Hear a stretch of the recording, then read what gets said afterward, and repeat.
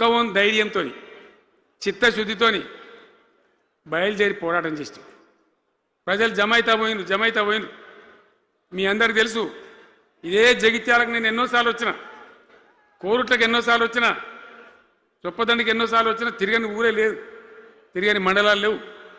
అట్లా పక్షిలాగా మొత్తం తెలంగాణ తిరిగి విశ్వ ప్రయత్నం చేస్తే ఒక పెద్ద ఉద్యమ కెరటం తయారైన తర్వాత మేము కూడా తయారుపై మేము ఇస్తాం తెలంగాణ అని కాంగ్రెస్ పార్టీ మొదలుపెడితే సరే మంచి మాటగా ఎవడైతే ఇచ్చినా ఎవడైతే కావాలి తెలంగాణ ఎవరితేంది అనే పద్ధతితో కాంగ్రెస్తో జట్టు కట్టినాం, గెలిచినాం. అమాంతంగా నేను తెలంగాణ లేవట్టుకపోయి ఢిల్లీలో పెట్టినాం. రాష్ట్రపతి ప్రసంగంలో వచ్చింది, కామన్ మినిమం ప్రోగ్రాంలో వచ్చింది, ఒక దశకు వచ్చింది. కానీ తర్వాత కాంగ్రెస్ పార్టీ కూడా వెనుకకు పోయి ఎగబెట్టే ప్రయత్నం చేసింది. అప్పుడు రోషియా అని ఒక ఆయన ముఖ్యమంత్రి ఉండే. ఆ రోషియా 14F అని ఒకటి తీసుకొని వచ్చాడు. హైదరాబాద్ సిటీలో మనోళ్ళకి ఇక పోలీసు ఉద్యోగం, సెపరాజ్ ఉద్యోగం కూడా దొరకదు.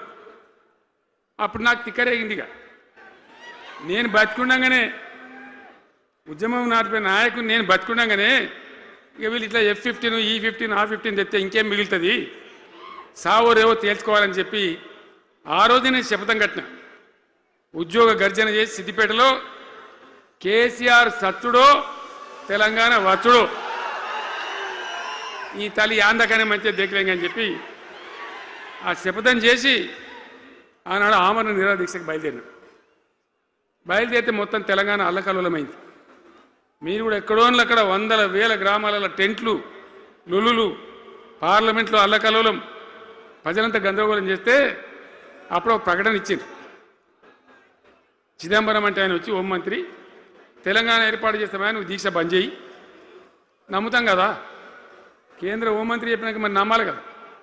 దీక్ష బంద్ చేసినాం. తెల్లారి ఆంధ్రోలు మొత్తం రాజీనామాలు డ్రామా. 3వ రోజుకి మళ్ళీ వెనక్కి వెళ్ళిపోయింది. మళ్ళీ అప్పుడు జేఏసీ తయారు చేసి అన్ని పార్టీలను పెట్టి నానా తంటాలు పడి మళ్ళొక 3.5 ఏళ్ళు భయంకరంగా కొట్లాడితే మీరందరూ ఎక్కడి వాళ్ళు అక్కడ ఆశీర్వచనం ఇస్తే మీ ప్రేరణతోని మీ స్ఫూర్తితోని ప్రస్థానం 10 ఏళ్లలో ఎన్ని చేసినామో మీరు చూసారు. బట్టి మాటలు మాట్లాడు గప్కాలు కొట్టుడు కాకుండా నేను ఒక్కటే మాట మిమ్మల్ని అడుగుతున్నా, మీరందరూ కూడా చూసారు. శాసనసభలో నిలబడి ఈ రాష్ట్ర చరిత్రలో ఎవడన్నా ఒక ముఖ్యమంత్రి ఈ 5 ఏళ్లలో మిషన్ భగీరథ కంప్లీట్ చేసి ప్రతి ఇంటికి నల్లా పెట్టి మంచినీళ్ళు ఇవ్వకపోతే మల్ల తేపకు నేను నిలవడం ఓట్లు అడగం అని చెప్పిన ముఖ్యమంత్రి ఎవరన్నా చూసినామా? నేను చెప్పిన మాట అసెంబ్లీలో నిలబడి చెప్పి ఆ 5 ఏళ్లలో మిషన్ భగీరథ నీళ్లు తెచ్చి 100% కులం మతం సంబంధం లేకుండా తండాలు మారుమూల పల్లెలకు కూడా ప్రతి గ్రామానికి ట్యాప్ పెట్టి ప్రతి ఇంట్లో ట్యాప్ పెట్టి మంచి స్వచ్ఛమైనటువంటి నీళ్ళు తెచ్చిచ్చింది. 5 ఏళ్ళు నడిచింది, నడవలే. మిషన్ భగీరథ నీళ్ళు పుష్కలంగా రాలే, ఏమన్నా రాలేదా? వచ్చినాయా? మరి ఇప్పుడు ఏం రోగం పుట్టింది నాకు అర్థం కాదు. ఇప్పుడు ఎందుకు గుంటుతుంది అది? ఎందుకు నీళ్ళు ఎత్తలేవు? వస్తున్నాయా ఇప్పుడు? మరి ఏం చేయాలా?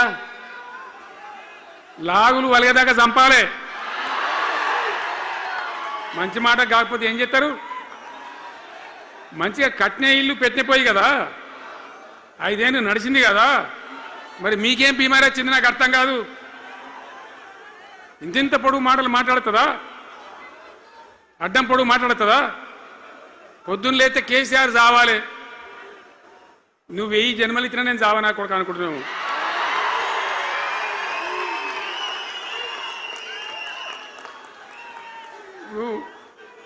ఉట్టి మీద దాచిపెట్టింది.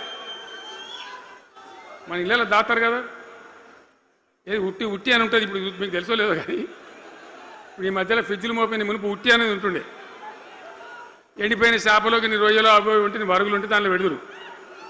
పిల్లికి అందదా ఉట్టి, కింద కూసుకొని శాపం పెడతా ఉంటుంది. తెగాలే పడాలి, తెగాలే పడాలి. పిల్లి శాపానికి ఉట్టి తెగుతుందా? మరి విధవారు కేసీఆర్ చావాలంటే కేసీఆర్ దత్తడా?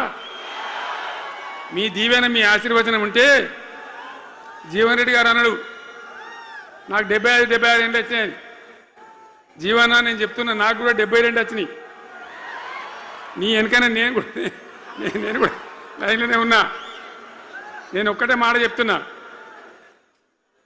ఈ మా దేశభక్తి శ్రీనివాసేమో నాకు ఇంత పెద్ద కట్ట రాసి ఇచ్చాడు, నువ్వు మాట్లాడాలి ఇవన్నీ అని.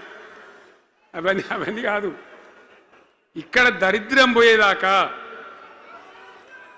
ఇక్కడ టాప్ టు బాటం అన్ని వర్గాల ప్రజలు ఇది మా తెలంగాణ, మేము గర్వంగా బతుకుతాం, సంతోషంగా బతుకుతాం, అన్ని వర్గాల ప్రజలు తలెత్తుకొని వచ్చేదాకా మనం సేవ చేయాల్సిందే, చివరి శ్వాస దాకా కూడా చేయాల్సిందే, తప్పనే తప్పదు.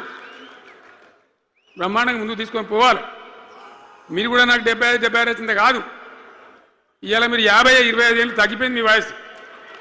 అంత యువకునిలాగా అంత ఉత్సాహంగా ముందుకు దూసుకొని పోదాం. తెలంగాణ ఎట్లా మంచి దాని సంగతి చూద్దాం. ఇప్పుడు అన్నీ ఒక పొదరిల్లాగా చేసినాం. కరెంటు చక్కగా ఉండేనా కేసీఆర్ రాకముందు? కరెంటు ఉండేనా? కేసీఆర్ ఉన్న రోజులు మంచిగా ఉండేనా? మరి మళ్ళీ ఇప్పుడు ఏం రోగం వచ్చే, ఏం బీమారి వచ్చే? కరెంటు కాకెత్తుకొని పోయిందా?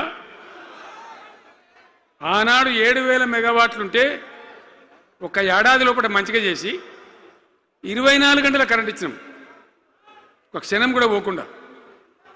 ఎప్పుడైనా రిపేర్ అవుతుంది తప్ప, టెక్నికల్ ప్రాబ్లం అవుతుంది తప్ప పోకపోతుండే. అంత మంచి పవర్ సప్లై చేసినాం.